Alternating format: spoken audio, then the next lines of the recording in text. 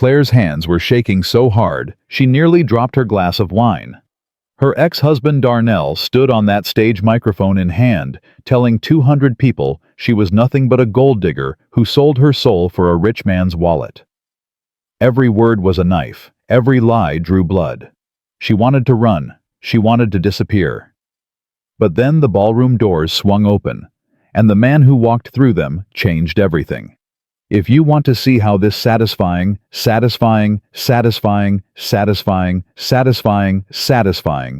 ends, subscribe to our channel and watch until the very last moment. Drop a comment telling us what city you're watching from. We'd love to know how far this story travels. The envelope had been sitting on Claire's kitchen counter for 11 days. She walked past it every morning. She walked past it every night. Cream-colored paper, gold-embossed lettering. Westbrook Academy Class of 2014, 10-year reunion. 11 days of pretending it didn't exist. You're staring at it again. Claire turned. Her husband Nate stood in the doorway, coffee mug in hand, watching her with those quiet amber eyes that always seemed to see too much. "I'm not staring," she said. "You've been standing there for 4 minutes. I was thinking about the invitation you're not staring at." Claire let out a breath. There was no point lying to Nate. There never had been. "He'll be there," she said. "Darnell. You know he will. He never misses a chance to be the center of attention." Nate set down his coffee and walked toward her. He didn't touch the envelope. He touched her instead, his hand finding the small of her back steady and warm. "So don't go," he said simply. "If I don't go, he wins." "Does he?" "He'll tell everyone I was too scared to show my face, that I'm hiding in my—" She stopped herself. "Your what?" Claire's jaw tightened. "He sent me an email. When he found out I was marrying you, called me a trophy wife living in a gilded cage."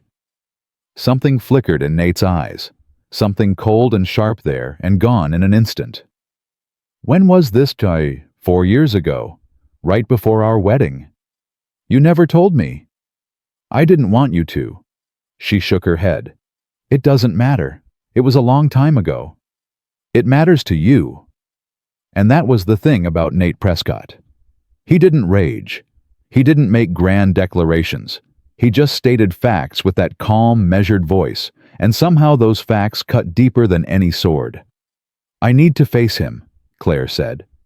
"Not for him, for me. I need to prove what to whom? To myself, Nate. I need to prove to myself that I'm not that woman anymore. The woman he convinced me I was." Nate was quiet for a long moment. His thumb traced slow circles on her back. "Then we'll go," he said. "You have the Hartfield Gala that night. I'll leave early." "Nate." "Claire." His voice was gentle but firm. "I will not let you walk into that room alone. Not with him there, not after what he did to you." She turned to face him fully. "What if you can't make it in time? What if something comes up? Then you'll handle it. You're stronger than you think, Claire. Stronger than he ever let you believe."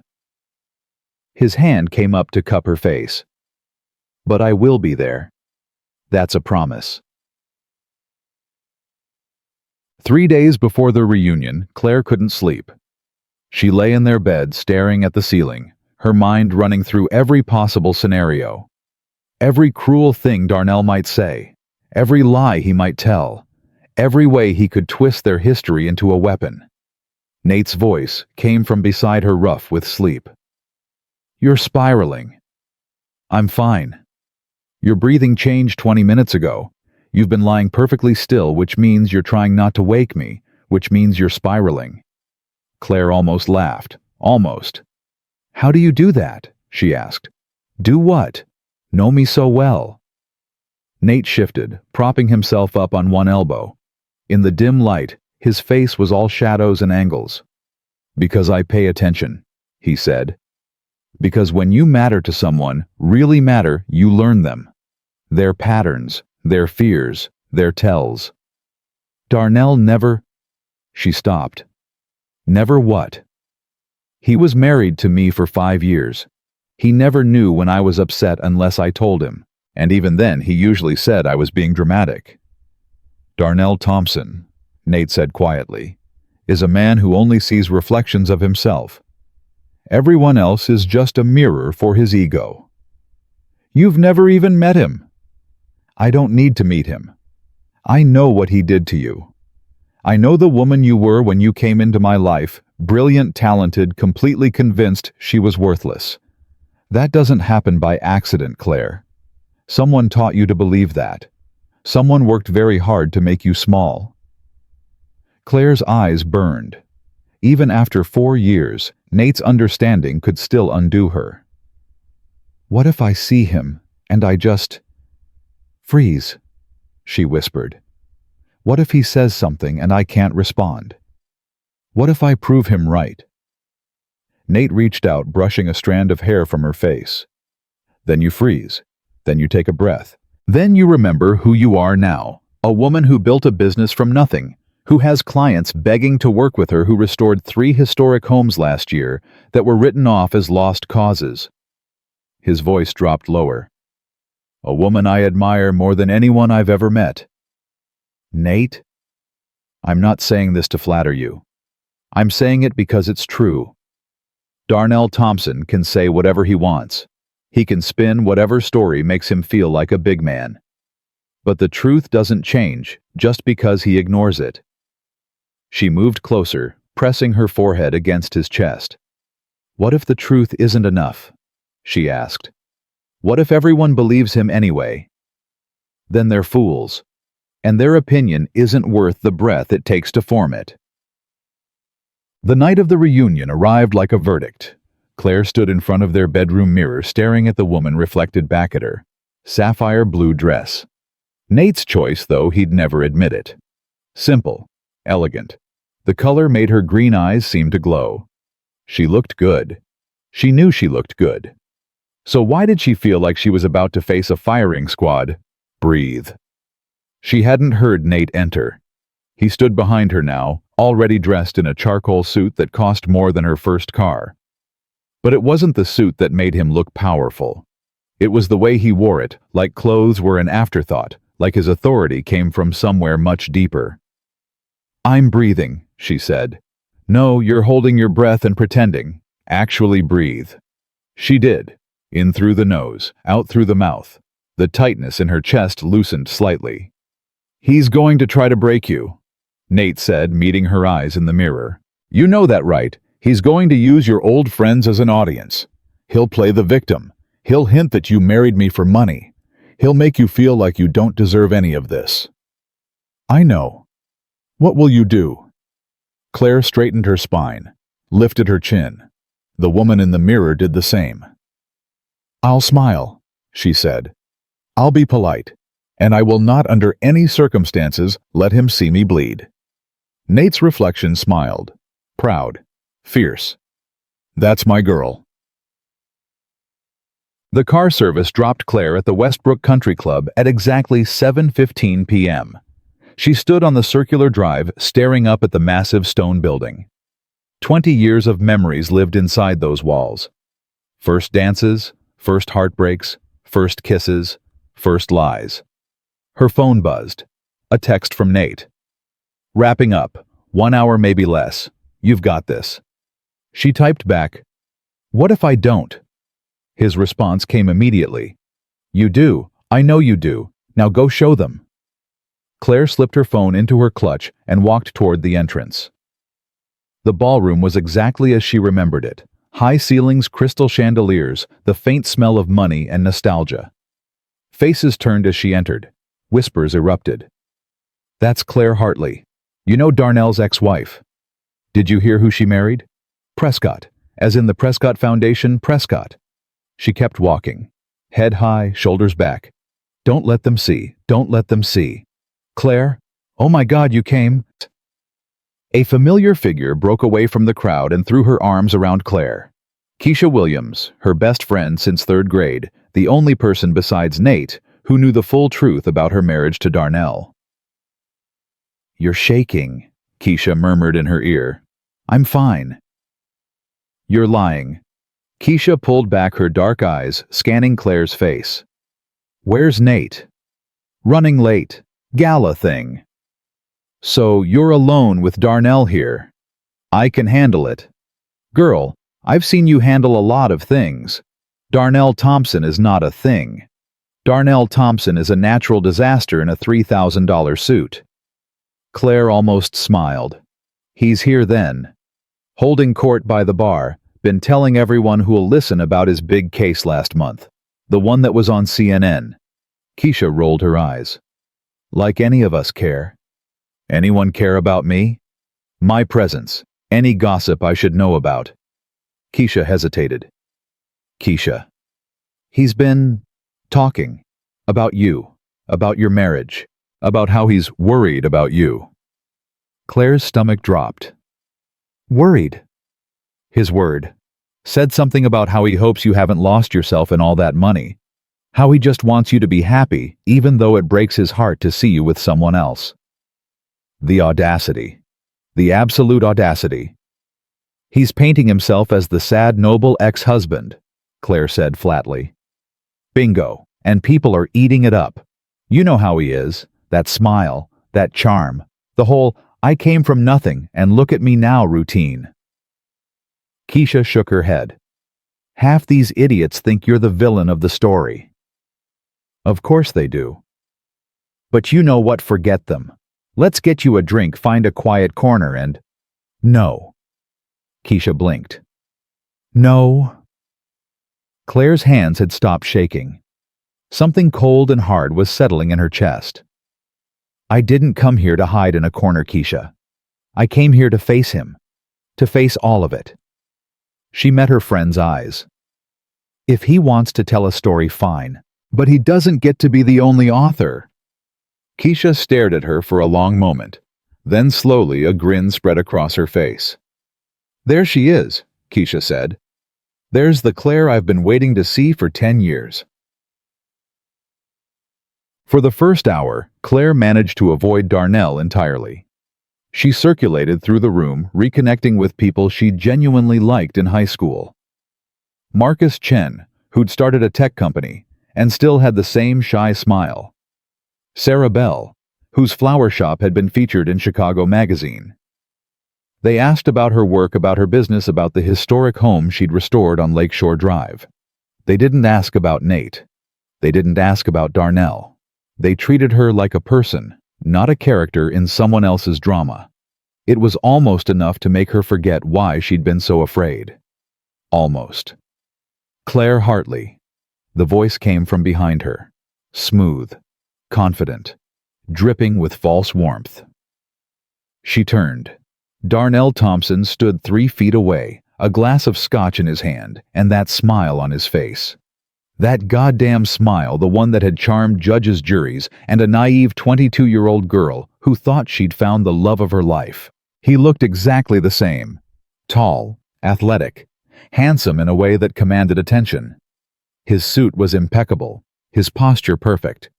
But Claire wasn't 22 anymore. Darnell, she said. Neutral. Calm. I almost didn't recognize you. His eyes swept over her, slow and deliberate, taking inventory. You look different. It's been 7 years. Has it? Time flies. He took a sip of his scotch. I heard about your little design business. Congratulations. Must be nice having a hobby. A hobby. Her business had been featured in Architectural Digest last year. She'd turned down 3 clients last month because she was too booked. It keeps me busy, she said. I'm sure it does. With Nate Prescott footing the bills, you've got plenty of time to play interior decorator. There it was. The first knife. Actually, my business is self-funded, Claire said. But thanks for your concern. Something flickered across Darnell's face. Annoyance, maybe. He'd expected her to flinch. Self-funded, he repeated. Right. Well, I guess when your husband could buy this whole country club, everything's technically self-funded.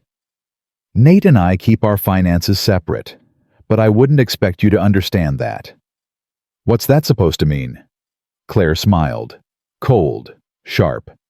Nothing. Just that we have different approaches to partnership. For a moment, Darnell's mask slipped. She saw the anger underneath. The wounded ego. The desperate need to be superior. Then the mask was back, and he was smiling again. Well, it's great to see you, Claire. Really. I've been telling everyone how worried I've been about you. He lowered his voice, leaning in slightly. All that money. All that isolation. I just hope you haven't forgotten who you really are. I know exactly who I am, Darnell. Do you? He tilted his head, studying her. Because the Claire I knew had dreams, ambitions. She was going to design buildings, not just decorate them. She was going to change the world. The Claire you knew she thought was a woman you systematically destroyed. People change, she said. Some people give up, he corrected. Some people take the easy way out. Is that what you think I did? I think you married the first billionaire who looked your way and called it a life. His smile widened. But hey, who am I to judge? We all make our choices. Before she could respond, someone tapped a microphone. The room's attention swung toward the small stage at the far end of the ballroom. Ladies and gentlemen, the MC announced, we've got a special treat. One of our most successful alumni wants to say a few words. Please welcome Darnell Thompson. Applause erupted. Darnell gave Claire one last look, pitying, condescending, victorious, and walked toward the stage. Claire watched him go, her blood running cold. He wasn't just going to insult her in private. He was about to destroy her in front of everyone. Darnell took the microphone with the easy confidence of a man who'd spent his career performing for audiences. He stood in the spotlight, surveying the crowd with that practiced charm. 10 years, he began. Can you believe it? Look at all of us. We got old. Laughter rippled through the room. But seriously, it's incredible to see everyone. To see how far we've all come. Doctors, lawyers, entrepreneurs. His eyes swept the crowd. Some of us took the long road. Some of us worked 60-hour weeks, built our careers from the ground up. Some of us scraped and sacrificed and earned every single thing we have. His gaze landed on Claire. And some of us didn't. The room went quiet. Claire felt 200 pairs of eyes turn toward her. I'm not going to name names. Darnell continued, his voice dripping with false compassion. But I think we all know someone who chose a different path. Someone who gave up on their dreams and settled for security. Someone who traded their soul for a nice house and a fancy car. Keisha grabbed Claire's arm. Don't let him. I'm okay, Claire whispered. But she wasn't. She wasn't okay at all. I used to be married to someone like that, Darnell said, and the room seemed to hold its breath. I loved her. God, I loved her. I believed in her talent, her potential. I thought we'd build a life together, brick by brick. He shook his head sadly. But she got scared. She let fear win. And now. He looked directly at Claire, his expression one of theatrical sorrow. Now I look at her, and I see a ghost. A woman living in a beautiful gilded cage with no idea what she's lost. Murmurs spread through the crowd. Sympathetic glances at Darnell. Pitying looks at Claire. The tragedy, Darnell continued, isn't that she married rich. The tragedy is that she forgot who she was.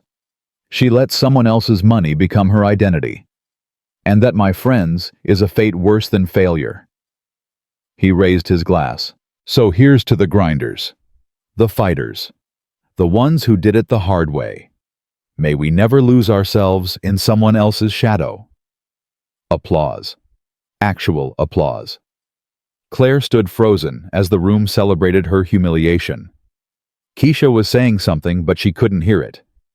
The blood was roaring in her ears. He did it. He actually did it.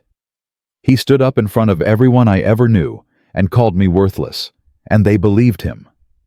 She felt herself starting to crack. The old familiar voices were back, the ones Darnell had planted in her head during 5 years of marriage. "You're nothing. You're weak. You're lucky anyone puts up with you." She took a step backward, toward the exit, toward escape. And then the ballroom doors swung open. A man stepped through, tall, composed, utterly unhurried. He wore a charcoal suit and an expression of calm authority. His eyes scanned the room once, twice, and then locked onto Claire like a beacon finding its light. Nate. He was here. He'd come. The whispers started immediately. "Is that? Oh my God, it's Nate Prescott. The Nate Prescott." Darnell, still on stage with the microphone, turned to see what had caused the commotion. His face went white. Nate didn't look at him, didn't acknowledge him at all. He simply walked through the parting crowd, his eyes never leaving Claire's face. When he reached her, he took her hand and pressed a gentle kiss to her knuckles. "I'm sorry I'm late," he said softly. "I got here as fast as I could." "Nate." Her voice cracked. I know. I heard the last part." His jaw tightened, almost imperceptibly. "Are you all right?" I don't know." "Then let me handle this." He squeezed her hand once, then turned to face the stage. Darnell was still standing there, microphone in hand, frozen like a deer in headlights. Nate didn't raise his voice. He didn't need to. The entire room was already silent, hanging on his every breath. "You were saying something," Nate said calmly, "about my wife." Darnell's grip on the microphone tightened. His knuckles went pale. For 3 full seconds he stood frozen on that stage, his mouth half open, his carefully constructed performance crumbling in real time. Nate waited, patient, unmoving. The silence stretched like a wire about to snap. "I wasn't talking about Claire specifically." Darnell finally managed. His voice had lost its smoothness. "I was making a general point about, you said my ex-wife. You looked directly at her. 200 people in this room understood exactly who you meant." Nate's tone remained conversational, almost pleasant. That made it worse. "So let's not insult everyone's intelligence, Mr. Thompson." A murmur rippled through the crowd. Claire felt Keisha squeeze her arm, but she couldn't look away from the scene unfolding before her. Darnell stepped down from the stage, abandoning the microphone. He walked toward Nate with that familiar swagger, the one he used in courtrooms when he was about to destroy a witness. "Ashford Wright Prescott, whatever." He stuck out his hand. "I'm Darnell Thompson, Claire's first husband, the one who actually knew her before she became a billionaire's accessory." Nate looked at the extended hand. He didn't move to take it. 1 second passed. 2, 3. Darnell's hand hung in the air, rejected, humiliated. His jaw clenched. "An introduction isn't necessary," Nate said quietly. "I know exactly who you are." "Do you? Because I'm guessing Claire gave you a pretty one-sided version of, I know you used her grandmother's inheritance to pay for law school. $63,000. Never repaid. Never acknowledged." Darnell's face went slack. "I know she had a job offer from the Art Institute of Chicago in 2016. You convinced her to turn it down because you needed her home to support your career." "That's not... I know that when you made partner you bought yourself a $90,000 car and told her there wasn't enough money left for her to finish her degree. The degree that would have cost $18,000. Claire's breath caught. She had told Nate these things over the years in quiet moments, in tearful confessions. She hadn't realized he'd been cataloging every detail, every injustice, every wound. Darnell's composure was fracturing. "You don't know what our marriage was like. You weren't there." "No, I wasn't. But I've spent 4 years watching my wife rebuild herself from the ruins you left behind. I've seen the nightmares. I've heard her apologize for having opinions. I've watched her flinch when she makes a mistake because you taught her that mistakes were unforgivable." The room was absolutely silent now. No one moved. No one breathed. "So, Yes, Mr. Thompson, I know exactly who you are. Nate's voice dropped lower. You're a man who needed his wife to be small so he could feel big. You're a man who confused control with love and cruelty with honesty. You're a man who even now, 7 years later, can't stand to see her happy without you. Darnell's hands were shaking. With rage or fear or both, Claire couldn't tell. You don't get to talk to me like that, he said, his voice rising. You don't know anything about struggle. You were born with a silver spoon in your mouth. Everything you have was handed to you. That's true, Nate acknowledged calmly. I inherited wealth. I won't pretend otherwise. He paused. But Claire built her business from nothing. She had no family money, no connections, no safety net. Everything she has, she earned. The only thing I gave her was the one thing you never could. And what's that? The space to become herself. The words landed like a hammer. Darnell recoiled as if he'd been struck. Tyler Peterson, standing nearby with a beer in his hand, let out a low whistle. Damn, he muttered. Brittany Wells, who had been watching with wide eyes, took a small step away from Darnell, distancing herself. Claire watched it happen in real time, the social tide turning, the allegiances shifting. But Darnell wasn't finished. Men like him never went down without a fight. Space to become herself. He laughed, a harsh, ugly sound. You mean space to spend your money? Space to play interior decorator while you foot the bills? He turned to the crowd, desperate now, playing to his audience. Come on, people. We all know what this is. She couldn't make it on her own, so she found a rich husband. That's not success. That's survival strategy. A few people shifted uncomfortably. Old loyalties died hard. Nate didn't respond. Instead, he turned to Claire. Would you like to tell them? He asked softly. Or should I? Claire's heart was pounding. Her palms were slick with sweat. But something had changed in the last few minutes. The fear was still there, but it was no longer paralyzing. Underneath it, she felt something else. Anger. Pure, clean, righteous anger. I'll tell them, she said. She stepped forward. 200 faces turned toward her. Darnell's right about one thing, she began, her voice steady. I did struggle after our divorce. I was a mess. I didn't know who I was anymore because for 5 years he had told me who I was, and that person was never good enough. She looked at her ex-husband, really looked at him, and for the first time she didn't see the powerful, terrifying man who had controlled her life. She saw a small, insecure person desperately trying to tear others down to feel tall. He said I gave up on my dreams. The truth is, he made sure I never had the chance to pursue them. Every time I tried to grow, he found a way to cut me down. Every time I succeeded at something, he reminded me it wasn't a real accomplishment. He called my art a nice hobby. He said my design ideas were cute but impractical. He told me I was lucky to have him because no one else would put up with me. The room was utterly still. And the worst part, I believed him. For years I believed every word. Claire's voice cracked, but she pushed through. When I finally left, I had nothing. No money, he made sure of that in the divorce. No confidence, no sense of self. I moved into a studio apartment and cried every night for 3 months. Keisha was crying now, silent tears streaming down her face. But I got up. Every day I got up. I took freelance design jobs. I rebuilt my portfolio. I took out loans to start my business. And slowly, so slowly, I started to remember who I was before I met him. She turned to face the crowd fully. I met Nate 2 years after my divorce.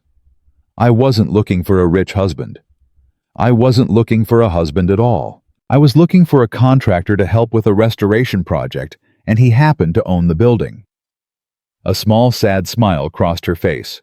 He asked me to coffee. I said no. He asked again. I said no again. The third time I finally said yes, not because he was wealthy, but because he was the first man in years who actually listened when I talked. Nate's hand found hers. Warm, solid, present. Darnell calls my life a gilded cage. But the only cage I was ever in was the one he built for me, the one made of criticism and control and constant relentless diminishment. She lifted her chin. My life with Nate isn't a cage, it's a home, and I built it, brick by brick, just like I rebuilt myself. Silence. Then from somewhere in the back, someone started clapping. It was Marcus Chen. His applause was slow, at first deliberate. Then Keisha joined in. Then Sarah Bell. Then others, people Claire hadn't even talked to tonight. People who had watched Darnell's performance and believed his lies. The applause grew. Not thunderous, but real. Genuine. Darnell stood alone, surrounded by the sound of his own defeat. "This is bullshit," he said, but his voice was weak now, defensive. "You're all buying into this, the poor little victim routine. She's standing there in a designer dress, married to a billionaire, and you feel sorry for her." "I don't feel sorry for her," Marcus said, stepping forward. "I'm proud of her. She just did something you've never been able to do, Darnell." "What's that?" "Tell the truth." The words hung in the air like a verdict. Darnell looked around the room, searching for allies, for support, for anyone who still believed his version of events. He found only averted gazes and uncomfortable silence. "Forget this," he muttered. "I don't need this." He pushed through the crowd toward the exit. No one moved to stop him. No one called after him. When the ballroom doors closed behind him, Claire let out a breath she hadn't realized she'd been holding. "You okay?" Nate asked quietly. "I don't know," she admitted. "I think so. Maybe. You were incredible. I was terrified. Those two things aren't mutually exclusive." Keisha rushed over, throwing her arms around Claire. Girl, I have waited 10 years to see someone put that man in his place. 10 years. "I didn't plan any of that," Claire said, still dazed. "It just came out. The truth usually does. Eventually." Keisha pulled back, wiping her eyes. "Your husband is terrifying, by the way. In the best possible way." Nate's lips twitched. "I'll take that as a compliment." The rest of the evening passed in a blur. People approached Claire, some to offer congratulations, some to apologize for believing Darnell's stories, some simply to say they were glad she was doing well. The pity was gone from their eyes, replaced by something closer to respect. But Claire couldn't fully relax. Something nagged at her, a sense of unfinished business. She found herself standing by the French doors that led to the terrace, staring out at the darkness beyond. "You're thinking too loud," Nate said, appearing beside her with 2 glasses of sparkling water. "He's still out there," Claire said. "Darnell. He's not going to let this go." "Probably not. He'll spin this somehow. Tell everyone I ambushed him, that you threatened him, that we're the villains. Let him." "Nate." "Claire." He handed her a glass. "People who matter will know the truth. People who believe his lies were never going to be on your side anyway. You can't control what he says. You can only control who you are." I know that. It's just..." She took a sip of water, trying to organize her thoughts. "For so long his voice was the loudest one in my head. Even after the divorce, even after meeting you, I could still hear him, telling me I wasn't good enough, telling me everything I achieved was luck or charity or delusion. And now..." Claire considered the question, really sat with it. "Now, I don't know. Tonight when I was telling everyone the truth, it was like his voice finally went quiet. Not gone completely, but quieter. Like it lost some of its power." Nate nodded slowly. "That's because you took the power back. You stopped letting him define your story." "Is that what I did?" "That's exactly what you did." They stood in comfortable silence for a moment, watching the night through the glass doors. "I want to go home," Claire said finally. "Then let's go home." They made their way through the ballroom, stopping briefly to say goodbye to Keisha and Marcus. At the coat check, Claire retrieved her wrap while Nate spoke quietly with their driver on his phone. The night air was cool and clean, a welcome relief after the stifling atmosphere inside. Claire breathed deeply, feeling some of the tension finally drain from her shoulders. "Mrs. Prescott." She turned. A woman she vaguely recognized, one of the reunion organizers, was hurrying toward them. "I just wanted to say, what you said in there was really brave. My sister went through something similar. Her ex was—" The woman shook her head. "Anyway, I just wanted you to know it meant something, what you did tonight." Claire felt tears prick her eyes again. "Thank you. That means more than you know." The woman nodded and retreated back inside. In the car, Claire leaned against Nate's shoulder, exhausted in a way that went beyond physical tiredness. "I didn't think I could do that," she said quietly. "Do what?" "Stand up, speak, tell the truth in front of everyone. You've always been capable of it. You just needed to believe that."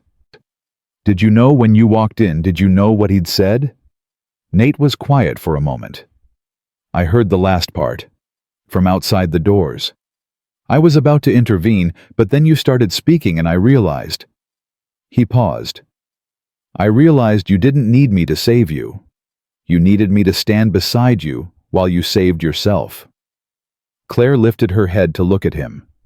In the dim light of the passing street lamps, his face was a study in shadows and angles. "I love you," she said. "You know that, right? I know." His hand found hers in the darkness. "I love you too. Since the first time you said no to coffee." She laughed, a real laugh surprising herself with its lightness. "I said no because I thought you were too good to be true. And now I think maybe you're exactly the right amount of true." The car carried them through the city past glittering towers and quiet neighborhoods toward the life they had built together. Behind them, the country club grew smaller in the distance, and with it the ghosts of Claire's past. She didn't know what tomorrow would bring. Didn't know if Darnell would retaliate, if the gossip would follow her, if the victory she'd won tonight would hold in the harsh light of day. But for now, in this moment, she felt something she hadn't felt in a very long time. Peace. The penthouse was dark when they arrived home. Claire kicked off her heels in the foyer, groaning with relief. "I'm never wearing those again," she announced. "You said that after the Hartfield Gala." "I mean it this time." Nate smiled and headed toward the kitchen. "Tea." "God, yes." She sank onto the living room sofa, curling her legs beneath her. Through the floor-to-ceiling windows, Chicago spread out below them like a circuit board of light and shadow. Her phone buzzed, a text from Keisha. "You're a legend. Also, Brittany Wells is telling everyone she always knew Darnell was trash. So there's that." Claire smiled and typed back, "Funny how that works." Another buzz. This time a number she didn't recognize. "You think you won tonight? You think this is over? You have no idea what I'm capable of. This is just the beginning, Claire. I'm going to make sure everyone knows exactly who you really are." Her blood went cold. Nate appeared with 2 mugs of tea. He took one look at her face and set them down. "What is it?" Wordlessly, she handed him the phone. He read the message. His expression didn't change, but something in his eyes went hard and flat. "He sent this from a new number," Claire said. "He must have gotten a burner phone, or I'll handle it." "Nate, what does he mean? What is he going to do?" "Nothing." Nate's voice was calm, but there was steel beneath it. "He's going to do nothing because men like Darnell Thompson are bullies. They attack when they think they can win. When they realize they can't, they threaten and bluster and eventually slink away." "But what if he—" "Claire." He sat beside her, taking her hands in his. "Listen to me. Whatever he tries, whatever he does, I will protect you. Not because you need protection tonight, proved you don't, but because that's what partners do. We face things together." "Together," she repeated. "Together." She wanted to believe him. She wanted to trust that Darnell's message was empty bluster, the last gasp of a defeated man. But she knew her ex-husband. She knew his pride. She knew his cruelty. And she knew that when Darnell Thompson felt humiliated, he didn't retreat. He attacked. The first sign of trouble came 3 days later.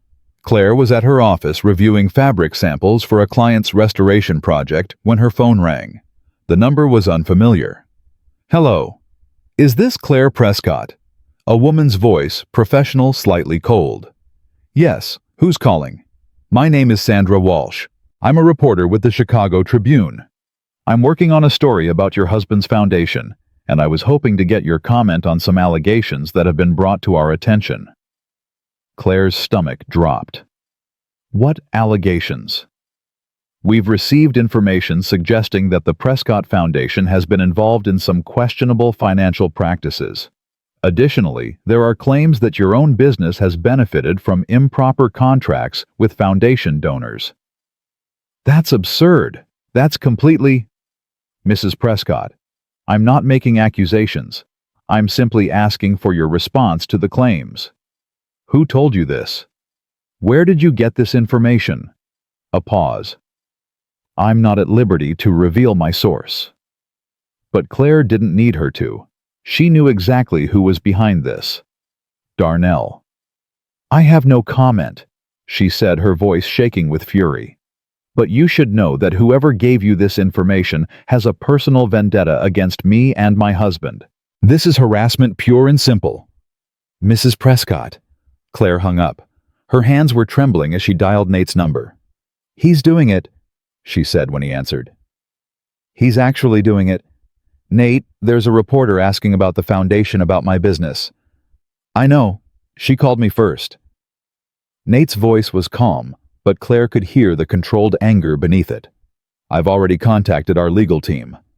"What are we going to do?" "We're going to let him dig his own grave." "What does that mean?"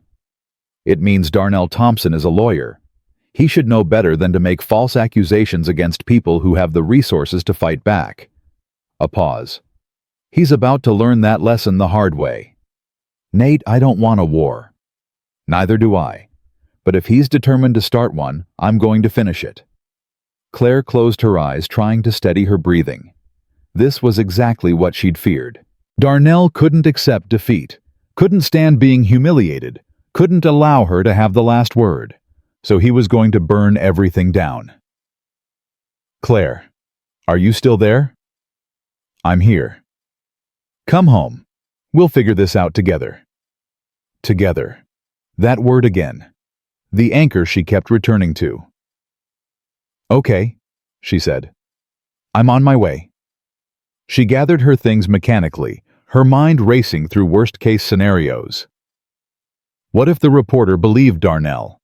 What if the story ran anyway? What if clients saw it canceled their contracts, destroyed the business she'd spent years building? What if Darnell won after all? No. She shook her head fiercely. No. She hadn't come this far to let him win now. At the door of her office, she paused, took a breath, squared her shoulders. Whatever was coming, she would face it. Not as the woman Darnell had tried to destroy, but as the woman she had become. The woman who knew her own worth. The woman who would never be silenced again. The drive home felt endless.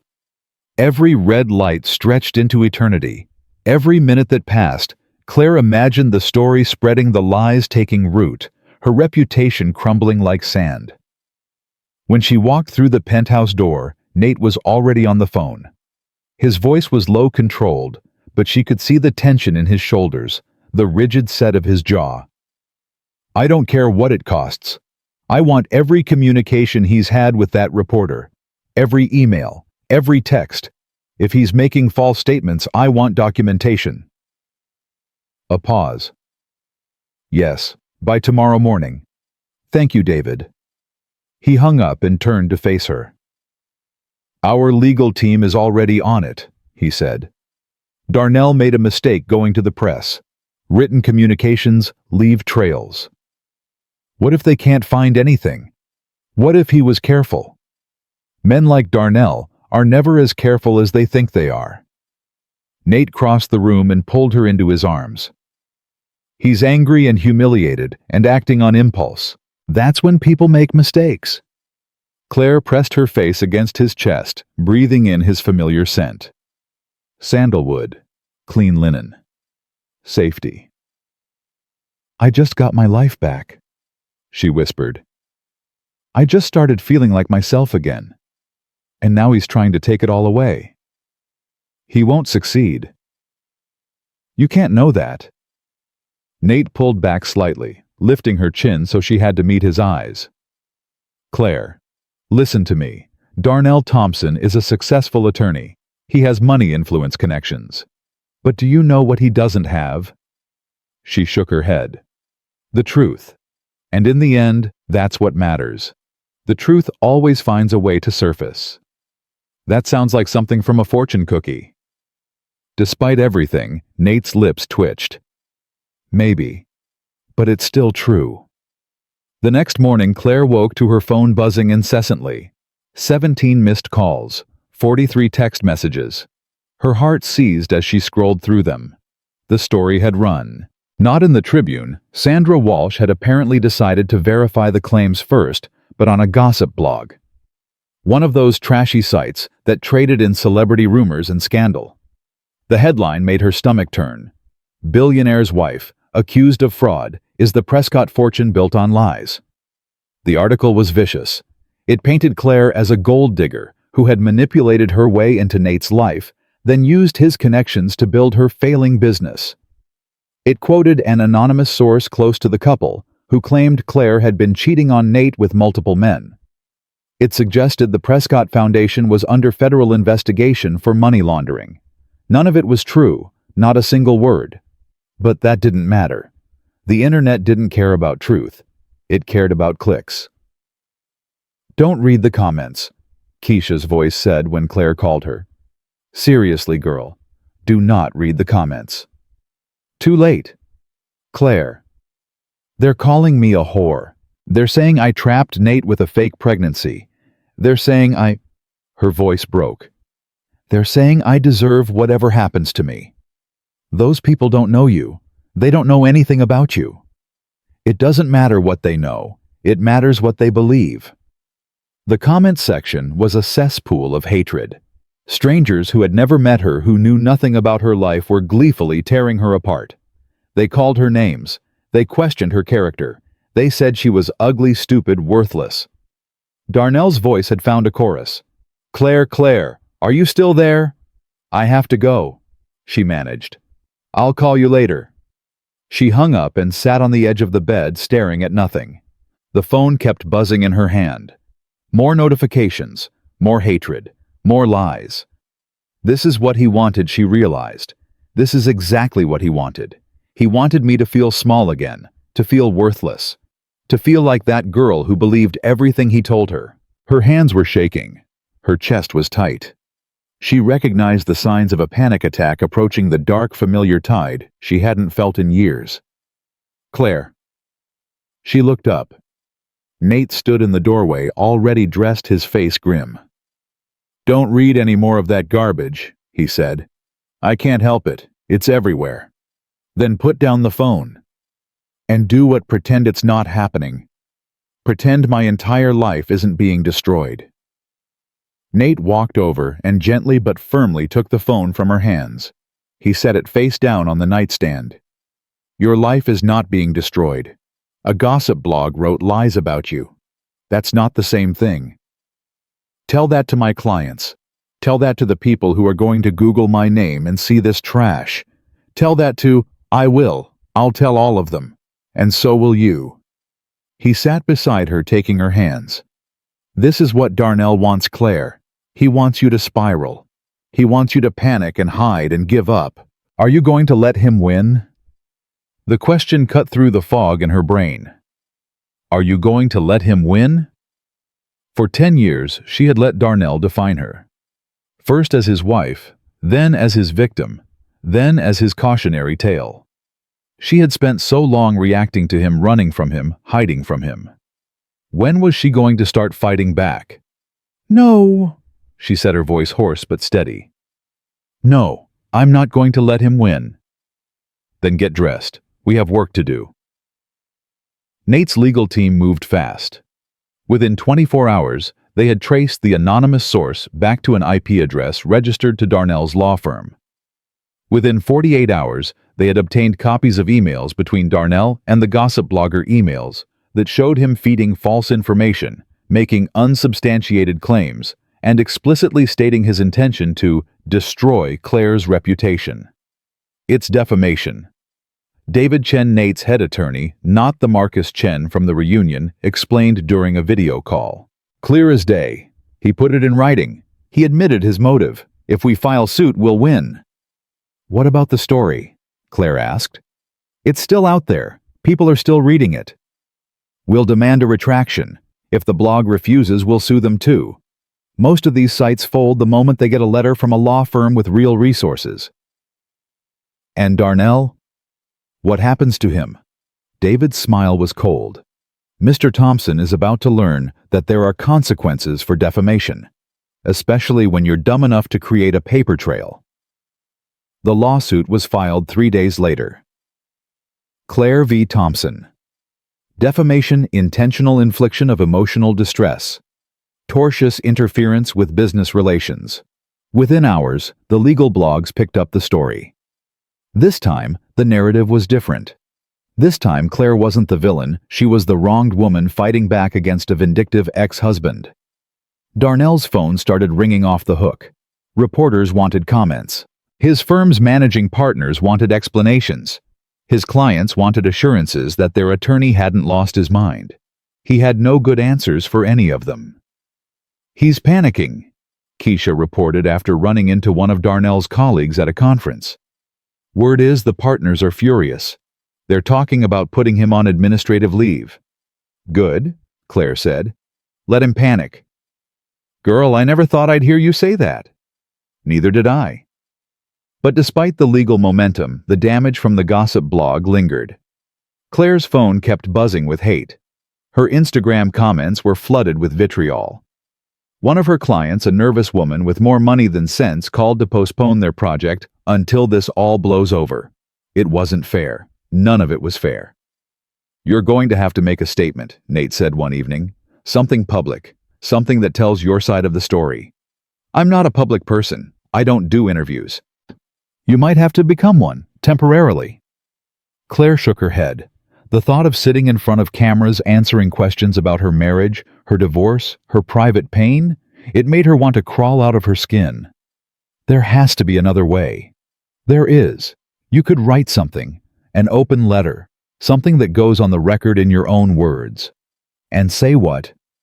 The truth, the same thing you said at the reunion, except this time you say it to everyone. The idea terrified her, but she was beginning to understand that fear wasn't a reason to stay silent.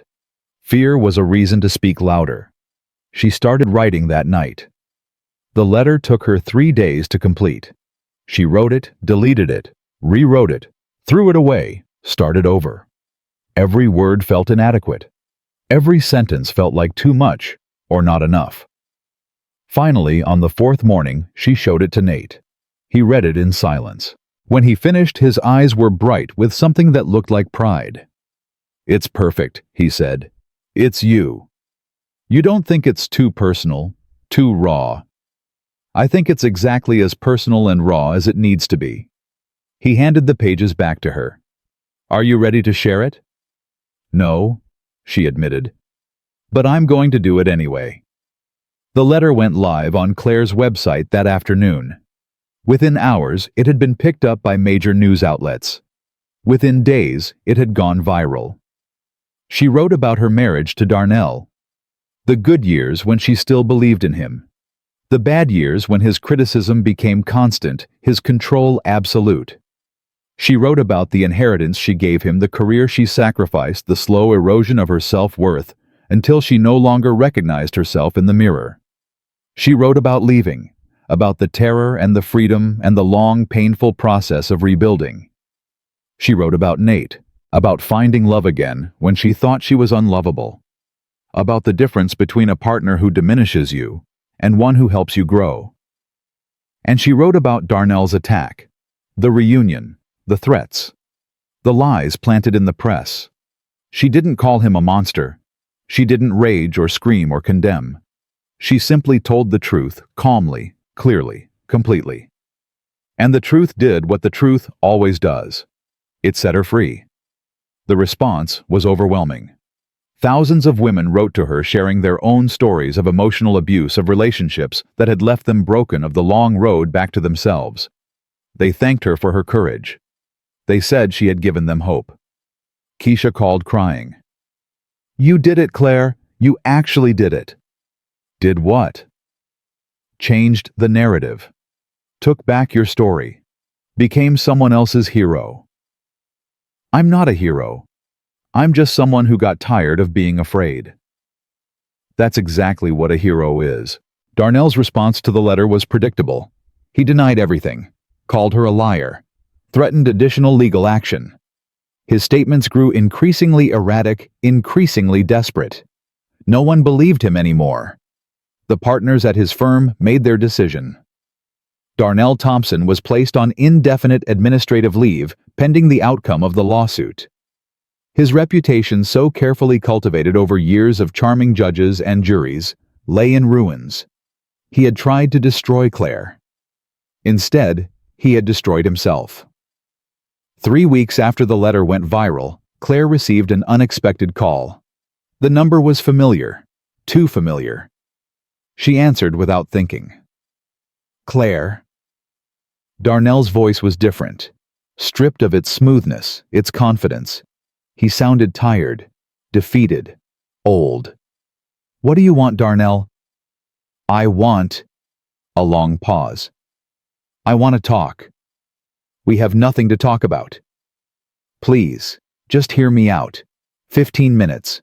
That's all I'm asking." Every instinct screamed at her to hang up, to block his number, to never speak to this man again. But something made her hesitate. "Why?" she asked. "Why should I give you anything? Because I—" His voice cracked. "Because I need to say something. Something I should have said years ago." Claire's grip tightened on the phone. Part of her was curious. Part of her was terrified. Part of her wondered if this was just another manipulation, another trick in his endless repertoire. "Fine," she heard herself say. 15 minutes, but Nate will be there. I understand. And if you try anything at all, I won't. I swear to you, Claire. I just want to talk." They agreed to meet at a coffee shop.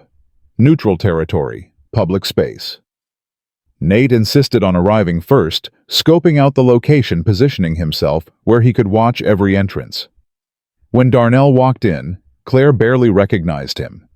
He had lost weight. His suit hung loosely on his frame. His eyes were bloodshot, his face haggard. He looked like a man who had lost everything, because he had.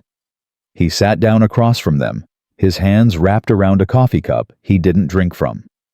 "Thank you for coming," he said quietly. "Both of you."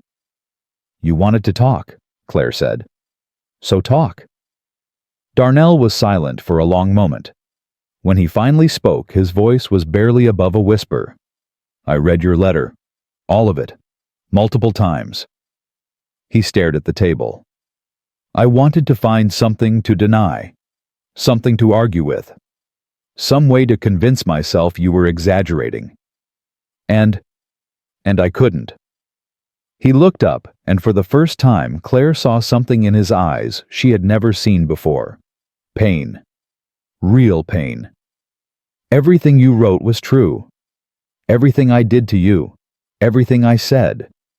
I remember it all. I told myself it wasn't that bad. That you were too sensitive. That I was just pushing you to be better. You weren't pushing me. You were crushing me. I know."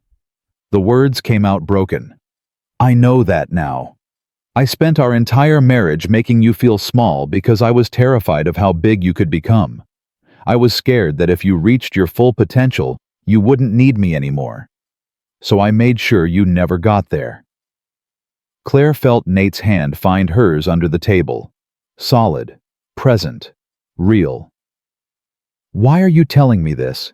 she asked. "Because I owe you the truth. After everything I've done, the reunion, the reporter, the lies, I owe you at least that." Darnell's jaw clenched. "My father was the same way with my mother. Tore her down every chance he got. Made her believe she was nothing. I swore I would never be like him. And yet, he laughed bitterly. I became exactly what I hated. And the worst part is, I didn't even see it. Not until it was too late." Silence stretched between them. "What do you want, Darnell?" Claire asked finally. "Forgiveness, absolution. I'm not sure I can give you that. I'm not asking for forgiveness. I don't deserve it." He looked at her. Really looked at her. And for a moment, he was the man she had married, the one who had smiled at her across a crowded room and made her believe in love. "I just wanted you to know that I'm sorry. Truly sorry. Not because I got caught. Not because my career is over. But because I hurt you. Because I wasted years of your life making you feel like less than you are." He stood up slowly. "I'm dropping the countersuit. My lawyers will call yours tomorrow. And I'm leaving Chicago. Going back to Atlanta to my mother's place. Try to figure out how to be a different kind of man." He paused, his eyes moving to Nate. "Take care of her," he said. "She deserves better than what I gave her." "I know," Nate said quietly. "I remind her of that every day." Darnell nodded once. Then he turned and walked out of the coffee shop, out of Claire's life, out of the story he had tried so hard to control. Claire sat perfectly still watching him go. "Are you okay?" Nate asked. "I don't know," she admitted. "I never thought I'd hear him apologize. I didn't think he was capable of it." "People can change. Sometimes." "Do you think he meant it?" Nate considered the question carefully. "I think he meant it in this moment. Whether he'll mean it tomorrow or next year, that's up to him. Does it matter, his apology, I mean? Does it change anything? Only if you let it." He squeezed her hand. "The important thing is what you do now, who you choose to be. His apology doesn't define your future, you do." Claire looked out the window at the street beyond. Somewhere out there her life was waiting, her business, her friends, her future. For so long, she had been Darnell's ex-wife. Then Nate's wife. Then the woman from the viral letter. But who was she really, underneath all the labels, all the stories, all the narratives others had tried to impose on her? She was Claire. Just Claire. And for the first time in her life, that felt like enough. Her phone buzzed. A text from Keisha. "Emergency brunch tomorrow. I need details. All the details."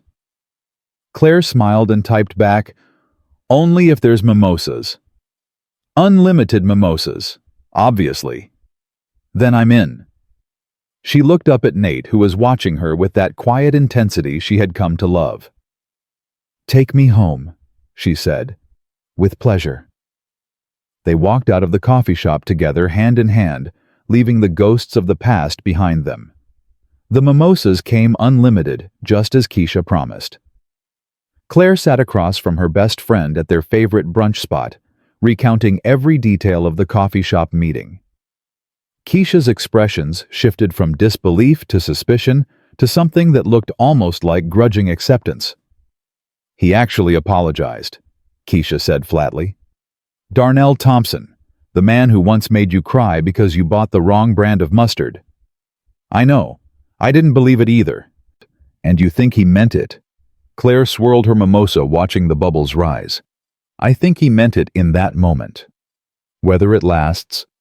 She shrugged. "That's not my problem anymore." "Damn right it's not." Keisha raised her glass. "To not being Darnell Thompson's problem." They clinked glasses and drank. "So what now?" Keisha asked. "The lawsuits dropped. The gossip has died down. Your letter went viral and made you a hero to half the women in America. What's the next chapter?" "I don't know," Claire admitted. For the first time in my life, I don't have a crisis to manage. I don't have someone else's expectations to meet. I just have me. That's terrifying. It really is. Keisha reached across the table and squeezed her hand. You'll figure it out. You always do. Just maybe this time figure out something that makes you happy. Not safe, not successful. Happy. Happy. Such a simple word, such a complicated concept. When had Claire last been truly happy? Not grateful, not content, not relieved, but genuinely deeply happy. She couldn't remember. The thought stayed with her for days. It followed her to client meetings, whispered to her during late nights at the office, sat beside her in the car during her commute home. What makes you happy? Claire? She had spent so many years surviving. First surviving Darnell, then surviving the divorce, then surviving the rebuilding of her life. Survival had become her default mode, her operating system. She had gotten so good at it that she had forgotten there was supposed to be more. Nate noticed the change in her. Of course he did. He noticed everything. You've been quiet lately, he observed one evening. They were sitting on the balcony, watching the sun set over the Chicago skyline. Not upset quiet, thinking quiet. Is there a difference? Huge difference. Upset quiet comes with tension in your shoulders. Thinking quiet comes with that little crease between your eyebrows. He reached over and smoothed the crease with his thumb. Want to talk about it? I'm trying to figure out what makes me happy. That's a big question. Too big, maybe. I don't even know where to start. Nate was quiet for a moment. When we first met, you told me about a dream you had, back before Darnell. Do you remember? Claire frowned, searching her memory. I told you a lot of things. You wanted to restore historic homes, not for wealthy clients, for communities. You wanted to save buildings that were going to be demolished and turn them into something meaningful. Community centers, libraries, affordable housing. The memory surfaced slowly like something rising from deep water. I was 22 when I said that. I didn't know anything about the real world. You knew what made your heart sing. That's more than most people ever figure out. It's not practical. There's no money in that kind of work. No prestige. No... Claire. Nate's voice was gentle but firm. Who told you those things? She stopped. The answer was obvious. The answer was always the same. Darnell. I can't just abandon my business, she said quietly. I have clients, responsibilities, a reputation to maintain. No one's asking you to abandon anything, but maybe there's room for both. The business that pays the bills and the dream that feeds your soul. You make it sound so simple. It's not simple, but it's possible. He took her hand. You have resources now, Claire. Not just money, though. Yes, that too. You have skills, connections, a platform. You could actually do it. Save those buildings. Build something meaningful. Why do you believe in me so much? Because I've seen what you're capable of when you believe in yourself. His eyes held hers. You survived, Darnell. You rebuilt your life from nothing. You stood up in front of 200 people and told the truth even when it terrified you. A woman who can do all that, can do anything. Claire felt tears prick her eyes. Not sad tears. Something else. Something that felt almost like hope. The idea took root slowly. At first it was just research. Late nights at her laptop reading about historic preservation nonprofits' community development initiatives. Adaptive reuse projects that had transformed abandoned buildings into vibrant spaces. Then it was phone calls, conversations with architects and urban planners and community organizers who had done this work before. Their enthusiasm was contagious. Their stories were inspiring. Then it was a plan, a real plan. Pages of notes and projections and possibilities. She showed it to Nate first. The Hartley Foundation, he read aloud. A nonprofit dedicated to preserving historic buildings for community benefit. I know it's ambitious, maybe too ambitious, But I've been running the numbers, and if we could secure initial funding partner with the right organizations... Claire? She stopped. What? It's perfect. He looked up at her, his eyes warm. It's everything you've been looking for. It's you. You really think so? I think you've finally stopped asking what you should do and started asking what you want to do. That's the most important shift anyone can make. I'm scared, she admitted. What if it fails? What if I'm not good enough? Then you'll try again. That's what people do. They fail, and they learn, and they try again. He set down the plan and pulled her close. But for what it's worth, I don't think you're going to fail. I think you're going to change lives. The announcement came 6 weeks later. Claire stood at a podium in the atrium of a century-old theater on the south side of Chicago. The building had been slated for demolition. Instead, it would become the first project of the Hartley Foundation, a community arts center that would serve the neighborhood for generations to come. Reporters filled the front rows. Community members packed the back. Keisha was there beaming. Nate stood to the side, his quiet pride radiating across the room. When I was young, Claire began, her voice steady. I dreamed of saving places like this. Not because I cared about old buildings, I cared about the people who loved them, the memories they held, the futures they could create. She looked out at the crowd. So many faces, so many stories. Life has a way of making us forget our dreams. We get busy. We get scared. We listen to voices that tell us we're not good enough, that our dreams are foolish, that we should settle for less. Her voice caught, but she pushed through. I listened to those voices for a long time. Too long. The room was absolutely silent. This foundation exists because I finally stopped listening, because I realized that the only voice that matters is the one inside your own heart, the one that knows what you're capable of even when everyone else doubts you. She gestured to the theater around them.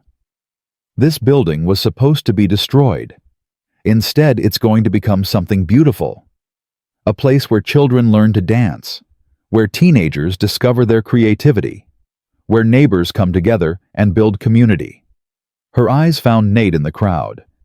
Someone very wise once told me that we measure success not by the noise we make, but by the quiet integrity with which we build a life. This is what I'm building. This is my integrity. This is my legacy. The applause started slowly and built to a roar. Claire stepped back from the podium, overwhelmed. Keisha rushed forward and hugged her fiercely. Nate appeared at her side, his hand finding the small of her back. You did it, Keisha said, tears streaming down her face. You actually did it. We did it, Claire corrected. All of us. The reception afterward was a blur of handshakes and congratulations. Community leaders praised her vision. Reporters asked about future projects. Potential donors pressed business cards into her palm. But the moment that mattered most came at the end of the evening. An older woman approached Claire. She was small, gray-haired, her face lined with decades of living. She walked with a cane, but carried herself with quiet dignity. Mrs. Prescott, she said, her voice soft. My name is Dorothy Williams. I grew up 3 blocks from here. My grandmother used to take me to shows at this theater when I was a little girl. It's lovely to meet you, Dorothy. I cried when they said they were going to tear it down. Cried like a baby. All those memories gone forever. Dorothy's eyes glistened. And now you're saving it. You're giving it back to us. Claire felt her own tears threatening. That's exactly what I wanted to do. My granddaughter is 7 years old, loves to dance. She's going to take classes here in the same building where her great-great-grandmother watched shows almost 100 years ago. Dorothy reached out and took Claire's hands. You gave us back our history. I don't have words for what that means. You just gave me all the words I need, Claire whispered. Dorothy smiled, patted her hands, and walked away. Claire stood frozen, watching her go. This was what it felt like to be happy. Not the absence of pain, not the presence of comfort, but this, the bone-deep satisfaction of doing something that mattered, of being part of something larger than yourself. She had finally found it. The letter arrived 3 months later. Claire almost missed it among the stacks of mail that accumulated at the foundation office. A plain white envelope, handwritten address, no return label. She opened it without thinking. The handwriting was familiar. Too familiar. Claire, I know I have no right to write to you. I know I promised to stay out of your life. But I've been watching what you're doing with the foundation, and I had to tell you something. I was wrong about you. Not just wrong completely, totally, devastatingly wrong. All those years I told you your dreams were impractical, that you needed to be realistic, that you'd never amount to anything without my guidance. I was the fool. Not you. You are extraordinary. You always were. I was just too threatened by your potential to let you see it. I'm not asking for anything. I'm not trying to reconnect, or make amends, or insert myself back into your life. I just needed you to know that I see you now. The real you. The woman who builds things, who saves things, who refuses to give up no matter how many times the world tries to knock her down. You deserve better than what I gave you. I'm glad you found it. Darnell. Claire read the letter 3 times. Then she set it down carefully on her desk and stared at it. Part of her wanted to feel vindicated. Part of her wanted to feel angry. Part of her wanted to rip it up and throw it away. Instead, she felt something unexpected. Peace. Not forgiveness. Not reconciliation. Just peace. The peace that comes from knowing that your truth has been recognized even by the person who tried hardest to deny it. She picked up her phone and called Nate. I got a letter, she said. From Darnell. A pause. Do I need to come down there? No. It's not what you think. It's... She searched for the right words. It's an acknowledgement of who I really am, of what he took from me. How do you feel? I feel like I'm finally done, like the last chapter finally closed. She looked out her office window at the city beyond. I spent so long waiting for him to see me, to really see me, and now that he has, I realize something. What's that? It doesn't matter. His recognition doesn't change who I am. It never did. She smiled softly. I already knew my worth. I didn't need him to confirm it. No, Nate agreed. You didn't, but it's still nice to hear. Yeah, it is. She hung up and looked at the letter one more time. Then carefully she folded it and placed it in her desk drawer. Not thrown away, not forgotten. Just put in its proper place, a relic of a past that no longer defined her. The phone on her desk buzzed. Her assistant's voice came through the intercom. Mrs. Prescott, the mayor's office is on line 2. They want to discuss a potential partnership for the Englewood project. Claire took a breath, straightened her shoulders, prepared to step into the next chapter of her life. Put them through, she said. The next 2 years passed in a blur of groundbreakings and ribbon cuttings, grant applications, and community meetings. The Hartley Foundation grew from a single theater into a network of restored buildings across Chicago's underserved neighborhoods. Claire found her rhythm. She was good at this, better than she had ever imagined. Not just the design work, but the coalition building, the fundraising, the delicate diplomacy required to navigate city politics and community dynamics. She had a gift for seeing what buildings could become. More importantly, she had a gift for helping communities see it too. The accolades piled up. Magazine profiles, industry awards, a speaking invitation at the National Trust for Historic Preservation Conference. But the recognition that mattered most came from the people she served. The children who took art classes in restored community centers. The seniors who gathered in renovated recreation halls. The families who found affordable housing in buildings that had been left for dead. Their gratitude filled something in Claire that had been empty for too long. You're different, Keisha observed during one of their weekly brunches. And I don't just mean the fancy foundation job and the magazine covers. You're actually different, inside. Different how? You used to apologize for existing, like you were always taking up too much space, making too much noise, asking for too much. Now, you walk into a room like you belong there. I do belong there. I know, that's my point. Keisha grinned. The old Claire would never have said that out loud. She would have deflected, made a joke, changed the subject. The old Claire was exhausting. The old Claire was surviving. The new Claire is thriving. Keisha raised her mimosa. To thriving. To thriving, Claire echoed. They drank. So, what's next? Keisha asked. You've conquered Chicago, taking on the world. Claire laughed. Let's not get ahead of ourselves. There's still a lot of work to do here. But, Nate mentioned something the other day about expanding, opening chapters in other cities, Detroit, Baltimore, cities that have the same challenges we're addressing here. And I'm terrified, Claire admitted. It's one thing to build something in your backyard. It's another thing entirely to build something nationwide. Since when has being terrified stopped you? Fair point.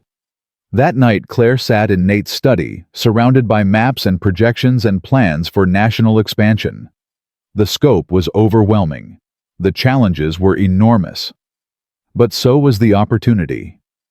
Nate appeared in the doorway, 2 glasses of wine in hand. You're doing that thing again, he said.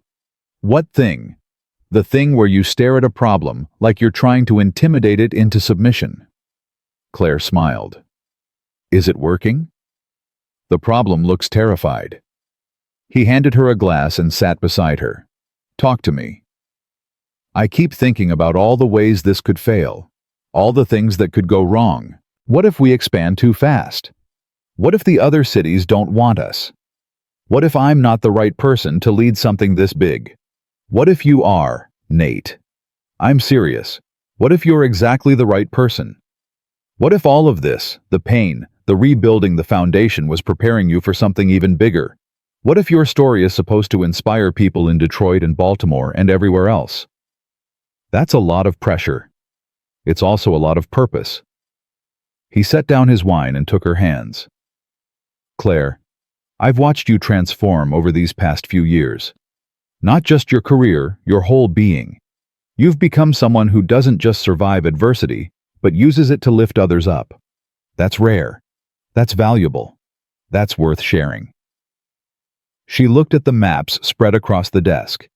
Detroit, Baltimore, Cleveland, Philadelphia. Cities filled with people who had been told they didn't matter. Buildings filled with history that was being forgotten. She thought about Dorothy Williams, about the 7-year-old granddaughter who would dance in her great-great-grandmother's theater. She thought about all the other grandmothers and granddaughters waiting for someone to save their stories. Okay, she said softly. Okay. Let's do it. Let's expand. Let's go national. She met Nate's eyes. Let's change the world. His smile lit up the room. That's my girl. The expansion announcement made national news. The Hartley Foundation was going nationwide with initial chapters planned for 5 cities within the next 3 years. The response was overwhelming. Donations flooded and volunteers signed up by the thousands. Cities competed to be selected for the program. Claire found herself in demand everywhere. Interviews, conferences, congressional hearings on historic preservation policy. Through it all, she kept coming back to the same truth.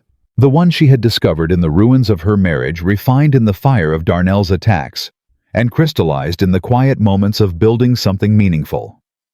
Her worth was never defined by someone else's opinion. Not Darnell's cruelty, not Nate's support, not the public's admiration. Her worth was her own, always had been. She had just needed to remember it. The invitation arrived on a Tuesday. Westbrook Academy Class of 2014, 15-year reunion. Claire looked at the cream-colored envelope for a long moment. The last reunion had nearly broken her. The last reunion had been the beginning of everything. Her phone buzzed. A text from Keisha. Please tell me you're going. I need to see Brittany Wells kiss your ass in person. Claire laughed and typed back. Only if there's an open bar. Obviously, I'll pick you up at 7. She set down her phone and looked at the invitation again. 15 years. So much had changed. She had changed. The woman who would walk into that reunion was not the same woman who had walked in 5 years ago. That woman had been afraid, uncertain, still haunted by voices that told her she wasn't enough. This woman knew better. This woman had built empires from rubble, had turned pain into purpose, had learned that the only person who could define her worth was herself. She picked up her phone and texted Nate. Want to go to a reunion with me? His response came immediately. Wouldn't miss it for the world. The night of the 15-year reunion arrived faster than Claire expected. She stood in front of the same mirror where she had prepared 5 years ago, but everything else was different. The sapphire dress had been replaced by an elegant emerald gown. The nervous trembling had been replaced by calm anticipation. Nate appeared behind her already dressed, watching her reflection with quiet admiration. You're not nervous, he observed. No, I'm not. That's new. Claire turned to face him. 5 years ago, I was terrified of walking into that room. I was terrified of seeing Darnell. I was terrified of what people thought of me. And now I know that their opinions never mattered. The only opinion that matters is the one I have of myself. She smoothed the fabric of her dress. And I like who I've become. Nate's smile reached his eyes. So do I. The drive to Westbrook Country Club felt different this time. Claire watched the familiar streets pass by without the churning anxiety that had accompanied her last visit. The ghosts that had haunted this journey were gone, exorcised by 5 years of growth and purpose. Her phone buzzed. A text from Keisha. I'm already here. Brittany Wells has had work done. A lot of work done. Get here fast. Claire laughed and showed the message to Nate. Your friend has a gift for observation, he said dryly. She has a gift for everything. When they pulled up to the entrance, Claire didn't hesitate. She stepped out of the car, took Nate's arm, and walked toward the doors with her head high. The whispers started the moment she entered, but this time they were different. Is that Claire Prescott?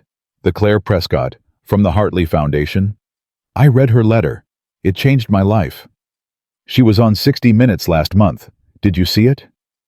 Claire moved through the crowd with ease, acknowledging familiar faces, accepting congratulations, deflecting praise with practiced grace. The room that had once felt like a lion's den now felt like any other gathering of people she had known long ago. Keisha found her within minutes, pulling her into a fierce hug. You look like a goddess, Keisha declared.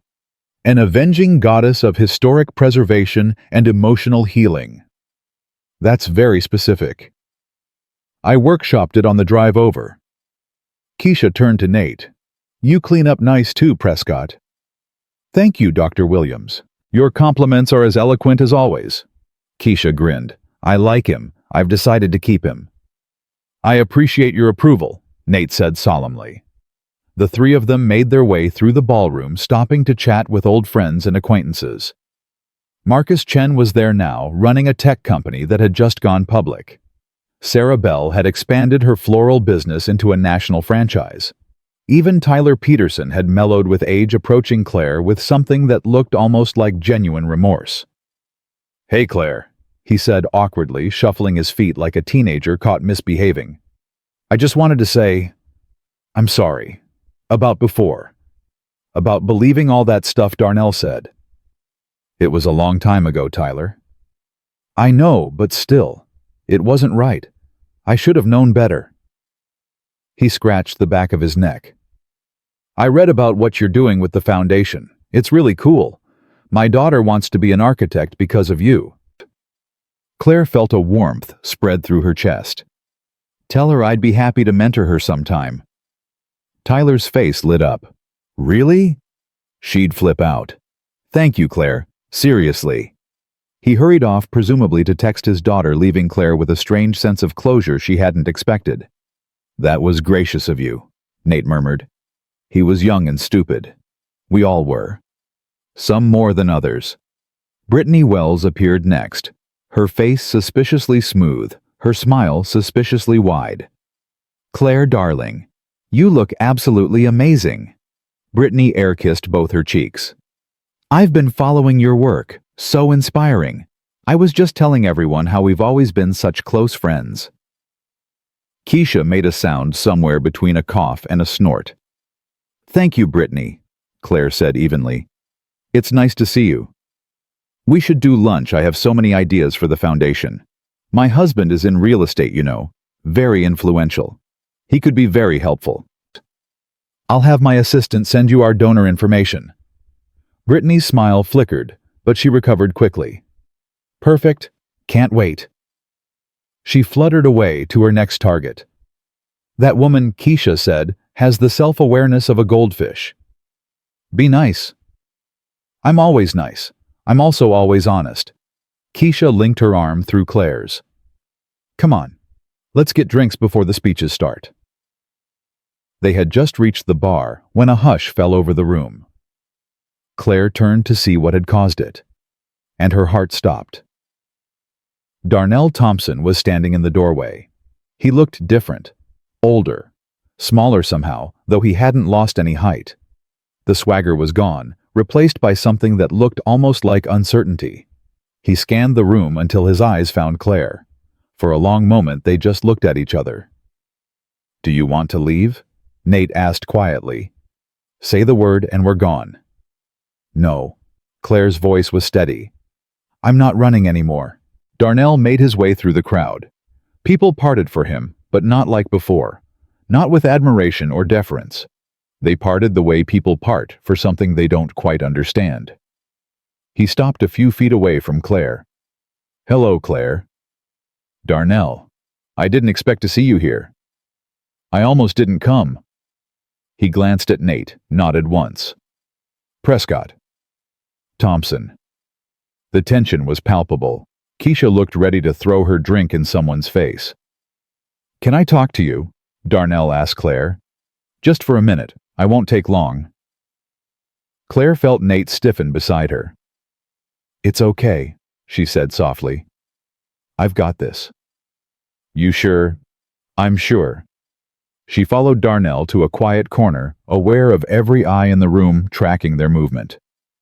"I wasn't planning to come," Darnell said when they were relatively alone. "I've been in Atlanta keeping my head down trying to figure out who I am without all the noise." "How's that going?" Slow, hard, humbling. He let out a breath. "I've been in therapy. Real therapy, not the kind where you pay someone to tell you you're right. The kind where they make you look at yourself and actually see what's there." "And what did you see?" Darnell was quiet for a moment. "I saw a man who was so afraid of being worthless that he made everyone around him feel worthless first.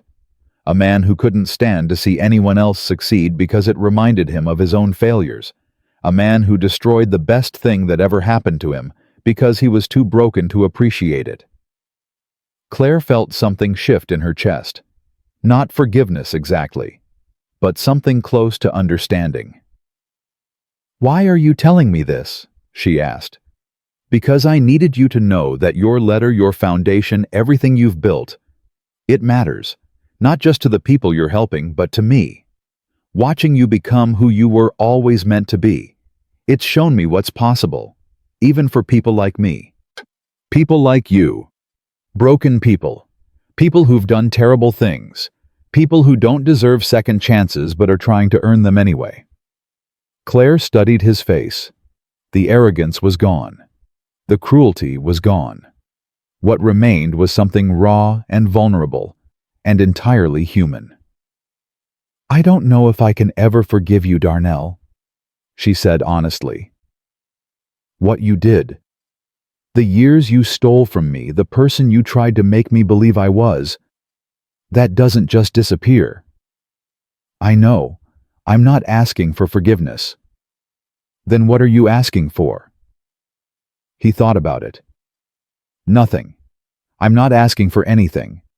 I just wanted to look you in the eye and tell you that I see you now, the real you, The woman I was too small to let you become. His voice cracked slightly. You were always too good for me, Claire. I just made sure you never knew it.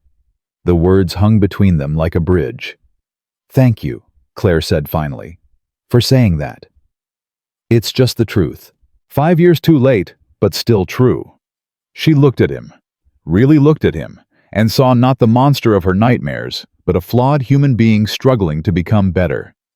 It wasn't redemption, it wasn't reconciliation, but it was something. I hope you find what you're looking for, Darnell. I hope so too. He smiled sadly. Take care of yourself, Claire. You deserve everything you have. He turned and walked away, disappearing into the crowd. Claire stood alone for a moment, processing what had just happened. Then Nate was there, his hand on her elbow, his presence steady and grounding. You okay? Yeah. She took a breath. I think I actually am. What did he want? To tell me the truth. Finally. She looked up at her husband. He said I was always too good for him, that he made sure I never knew it. Nate's jaw tightened. He's right about that. I know. She leaned into him. I know that now. They stood together in comfortable silence. The speeches are about to start, Keisha announced, appearing beside them with fresh drinks.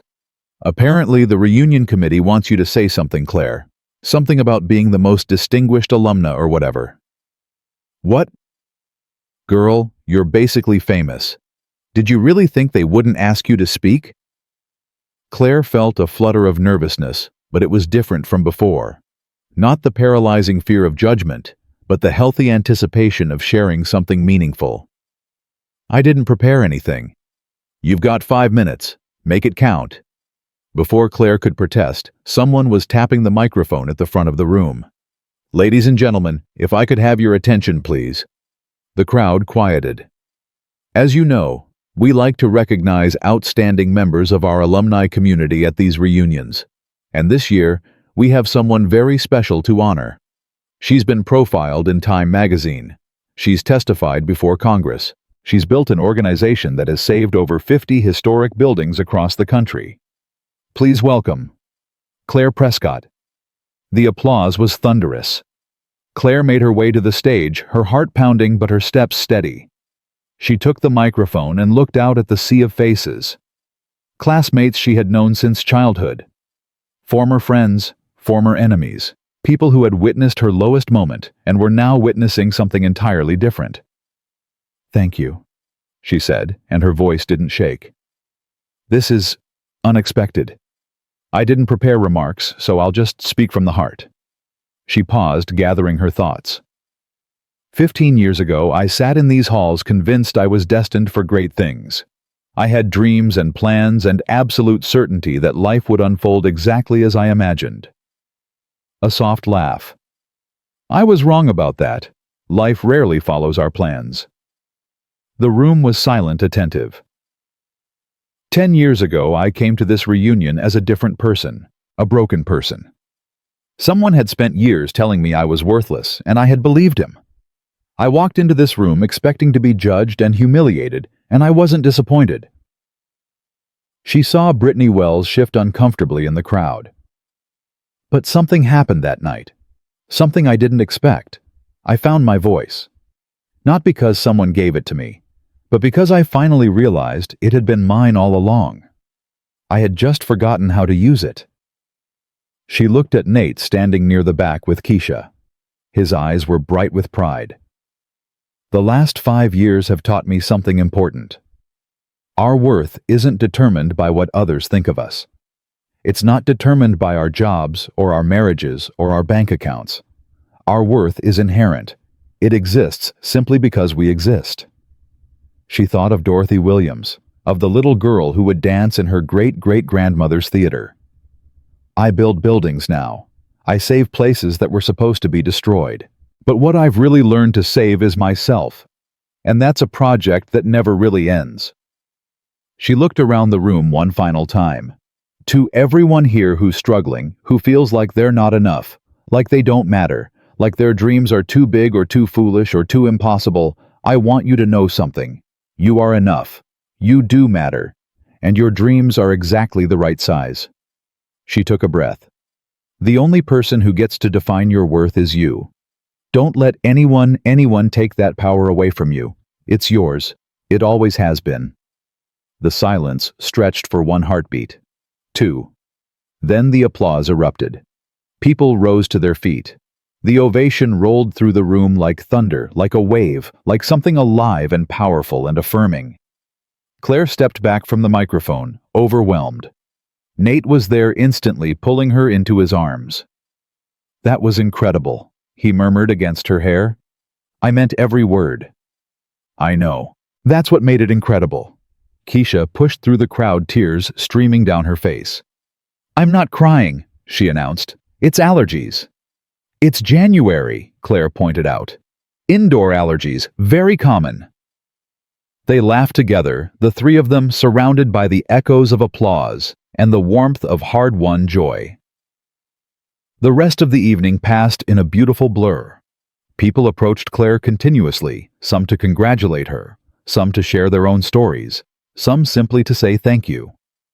A woman named Jennifer told her about leaving an abusive husband after reading Claire's letter.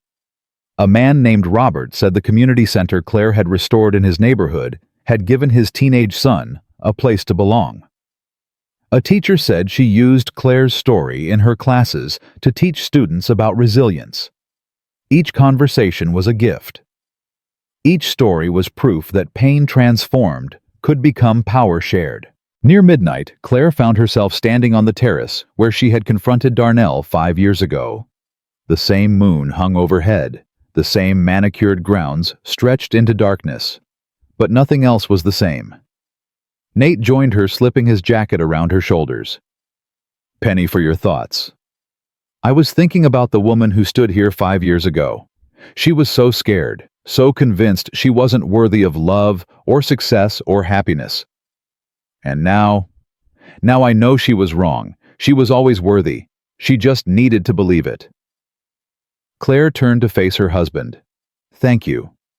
"For what?" "For seeing me. Not the broken version Darnell created, but the real me. The one that was hiding underneath all that fear." Nate cupped her face in his hands. "I never saw the broken version. I only ever saw you." "How did you know? How did you know I would become this?" "Because I saw how you loved, how you cared, how you refused to give up even when everything was falling apart." His thumb traced her cheekbone. "A woman like that doesn't stay down. A woman like that rises." Claire felt tears prick her eyes. Not sad tears, but the kind that come when your heart is so full it overflows. "I love you," she said. "I love you too. More than words can say."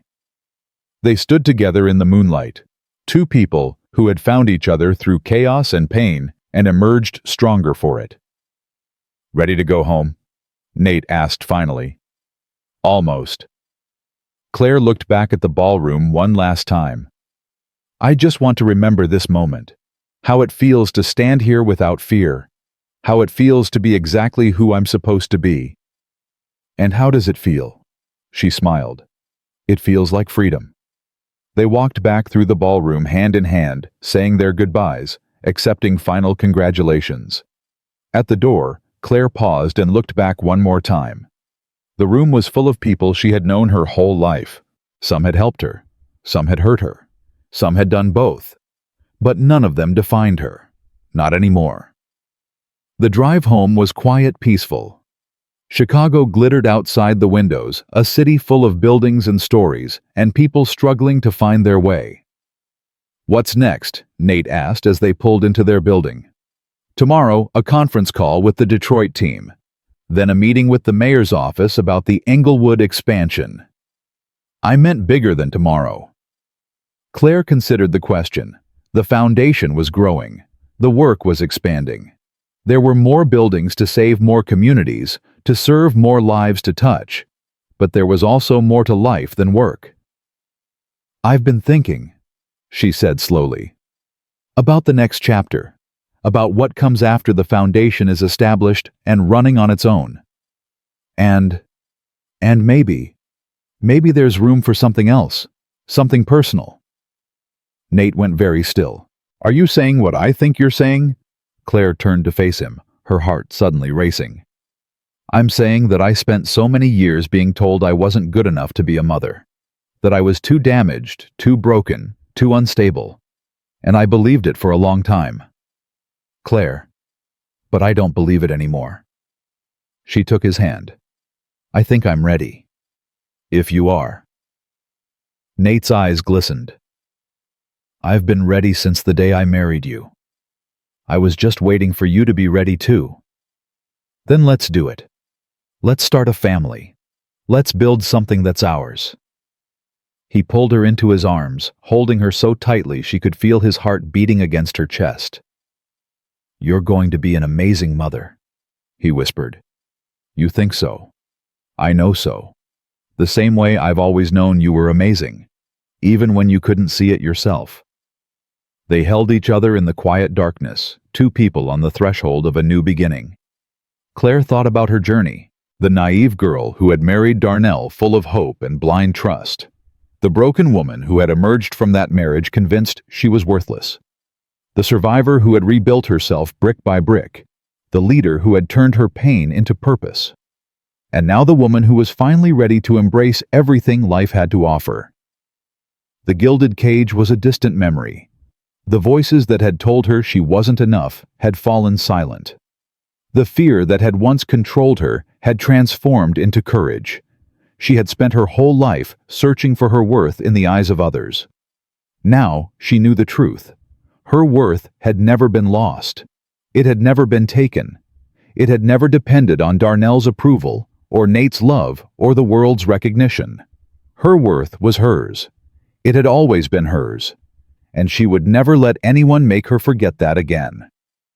Claire Prescott walked into her building that night as a woman who had finally completely irrevocably claimed her own story. Not a victim, not a survivor, a victor. And that victory was the sweetest kind, the kind that no one could ever take away because it lived not in awards or accolades or the opinions of others, but in the unshakable certainty of her own heart. She was enough. She had always been enough. And now, at last, she knew it.